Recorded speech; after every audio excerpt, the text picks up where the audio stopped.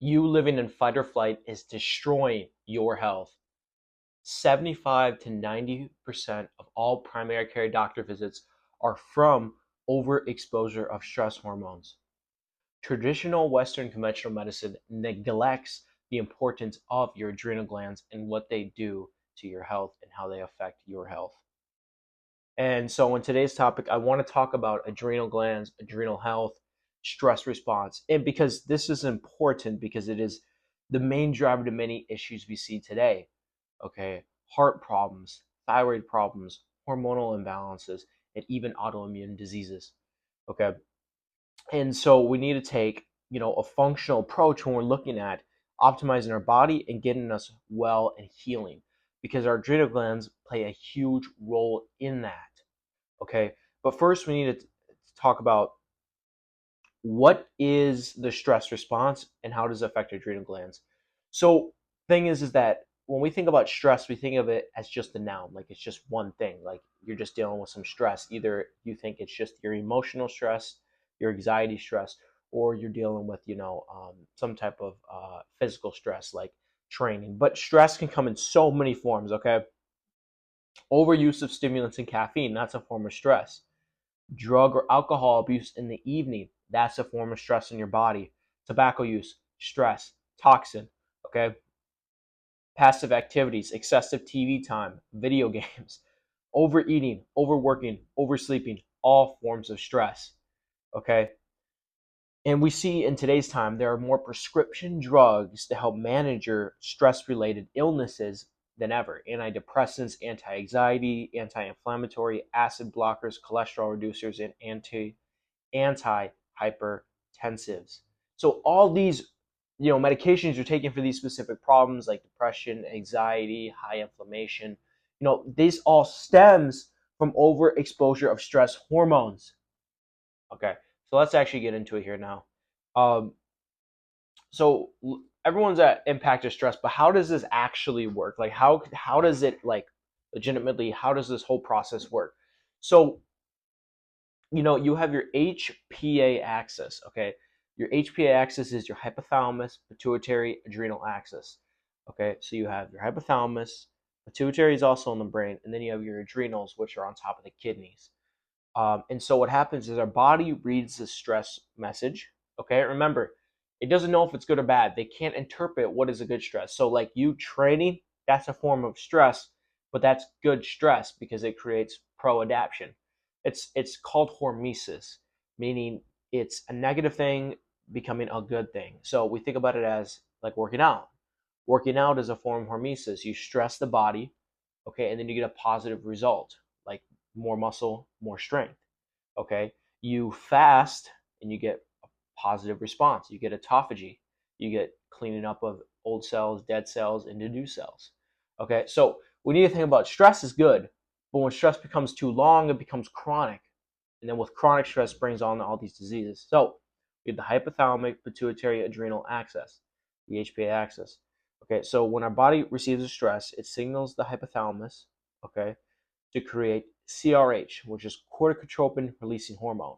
It signals to the pituitary, okay, and the pituitary hears it, and then it creates something called adrenal corticotropin releasing hormone.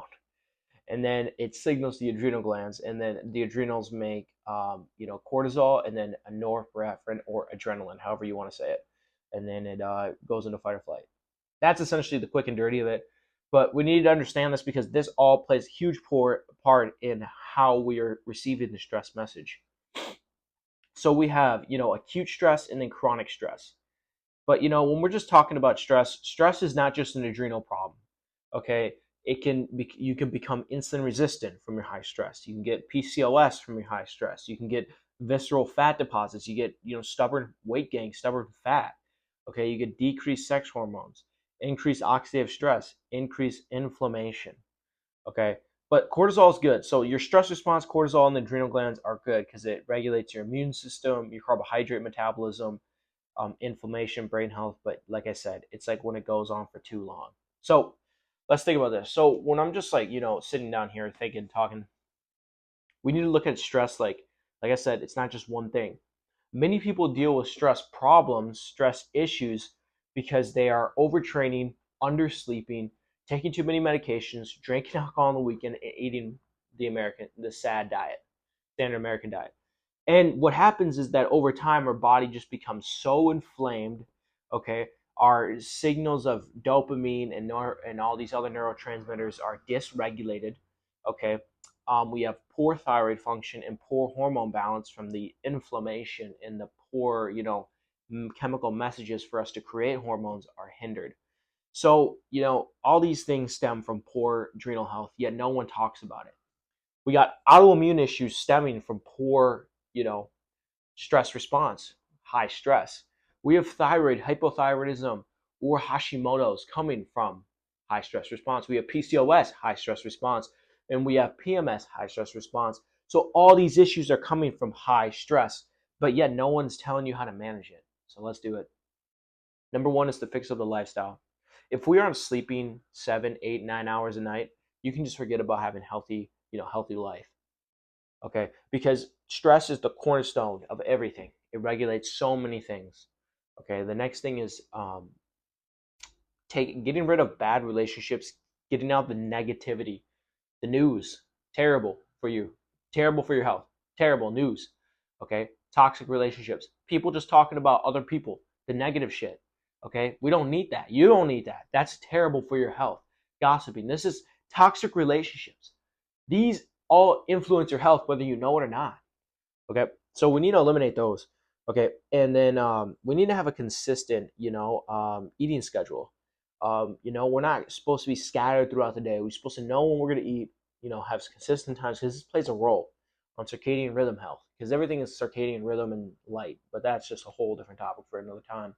But the next thing is your diet. Like if you're eating a bunch of processed food, and processed food doesn't mean Burger King, McDonald's. No, processed food means artificial sweeteners, food additives, food dyes, emulsifiers, okay, preservatives. Okay, all these things are processed foods because it's been processed in the manufacturer.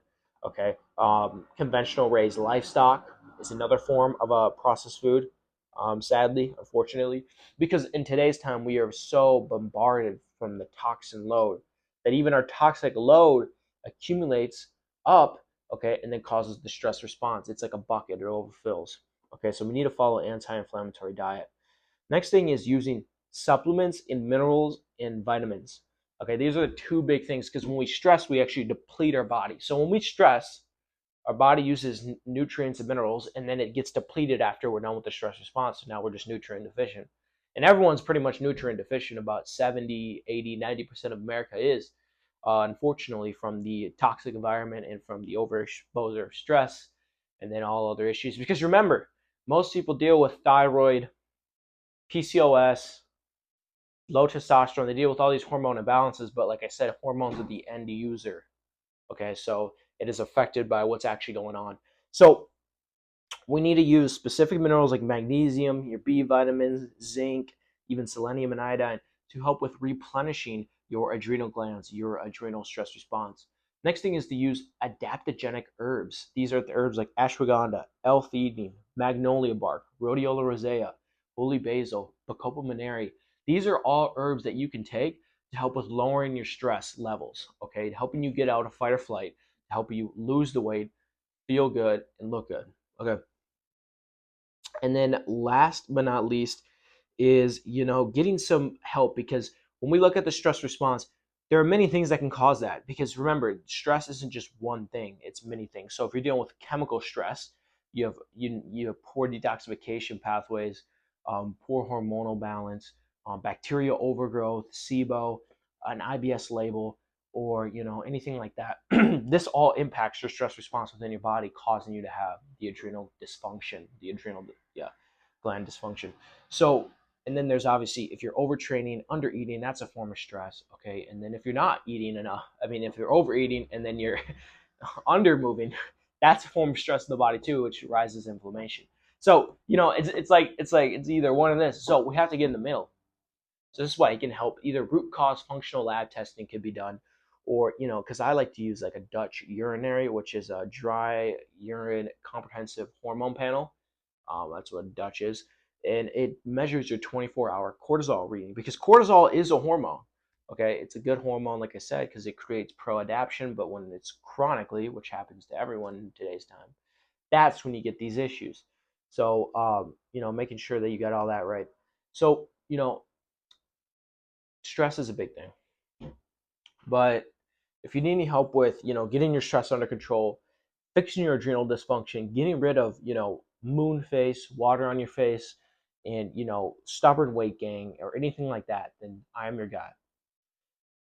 My name is David Reyes, functional health coach, functional nutritionist, owner of Complete Vitality Functional Health Coaching.